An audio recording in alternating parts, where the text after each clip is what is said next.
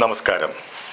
മലയാളത്തിലെ എഴുത്തിൻ്റെ കുലപതിക്ക് യാത്രാമൊഴി ചൊല്ലുമ്പോൾ മരണത്തെക്കുറിച്ച് MT തന്നെ പറഞ്ഞ ഒരു വാചകമുണ്ട്. ഇന്നല്ലെങ്കിൽ നാളെ ആ മുഹൂർത്തത്തിൽ നാം എത്തപ്പെടും, അതിനുവേണ്ടി കാത്തിരിക്കുക.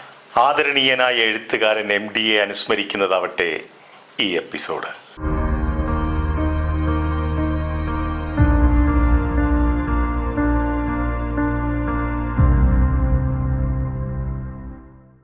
സ്നേഹത്തിൻ്റെ ഇലകളൊക്കെ കൊഴിച്ച് ഓർമ്മകളുടെ വേരുകൾ ആഴ്ത്തി നമ്മുടെയൊക്കെ മനസ്സിൽ ചിലരൊക്കെ മരിച്ചാലും ജീവിക്കുന്നു. മറന്നു എന്ന് കരുതിയാലും മറവിയുടെ കോണിൽ അവരങ്ങനെ ഒളിച്ചിരിക്കും.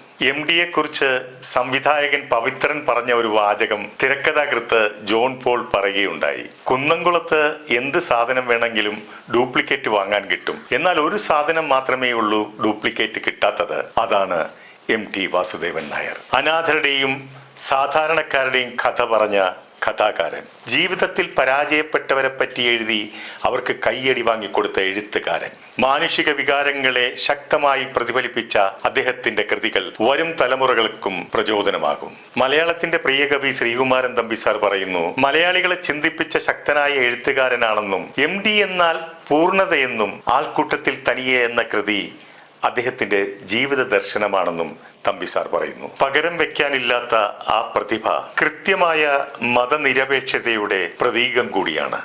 MDയെക്കുറിച്ച് മഹാനടൻ മമ്മൂട്ടി ഫേസ്ബുക്കിൽ കുറിച്ചത് ഇപ്രകാരമാണ്. ചിലരൊക്കെ പറയാറുണ്ട് MDയാണ് മമ്മൂട്ടിയെ കണ്ടെത്തിയതെന്ന്. കാണാൻ ആഗ്രഹിച്ചതും അതിനുവേണ്ടി പ്രാർത്ഥിച്ചതും അങ്ങനെ കണ്ടെത്തിയതും ഞാനായിരുന്നു. കണ്ട ദിവസം മുതൽ സ്നേഹിതനെ പോലെ, സഹോദരനെ പോലെ ആ ബന്ധം വളർന്നു, അത് പെരുകി. 4-5 മാസം മുമ്പ് എറണാകുളത്തെ പ്രോഗ്രാമിനിടയിൽ കാലിടറിയ അദ്ദേഹത്തെ പിടിക്കാനാഞ്ഞ എൻ്റെ നെഞ്ചിൽ ചാഞ്ഞു നിന്നപ്പോൾ ആ മനുഷ്യന്റെ മകനാണ് ഞാനെന്ന് എനിക്ക് തോന്നി. ആ ഹൃദയത്തിൽ ഒരിടം കിട്ടിയതാണ് സിനിമാ ജീവിതം കൊണ്ട് എനിക്ക് ലഭിച്ച ഏറ്റവും വലിയ ഭാഗ്യം. അദ്ദേഹത്തിന്റെ ആത്മാംശമുള്ള നിരവധി കഥാപാത്രങ്ങളെ ഞാൻ അവതരിപ്പിച്ചിട്ടുണ്ട്. അതൊന്നും ഓർക്കുന്നില്ലിപ്പോൾ. ഒരു യുഗപ്പൊലിമ മങ്ങിമറയുകയാണ്. എൻ്റെ മനസ്സ് ശൂന്യമാകുന്നത് പോലെ തോന്നുന്നു. ഞാൻ എൻ്റെ ഇരു കൈകളും മലർത്തി വെക്കുന്നു എന്നതാണ് മമ്മൂട്ടിയുടെ നൊമ്പരപ്പെടുത്തുന്ന വാക്കുകൾ. ഇനി മോഹൻലാലിന്റെ അനുശോചന വാക്കുകളിലേക്ക് കടന്നാൽ, MDയുമായിട്ട് വൈകാരിക ബന്ധമാണ് തനിക്കുണ്ടായിരുന്നതെന്നും പകർന്നാടിയതിൽ ഏറ്റവും മികച്ച കഥാപാത്രങ്ങളെ തനിക്ക് നൽകിയത് MD ആയിരുന്നുവെന്നും മോഹൻലാൽ ചുരുങ്ങിയ വാക്കുകൾ കൊണ്ട് ഓർമ്മകൾ പങ്കുവച്ചു.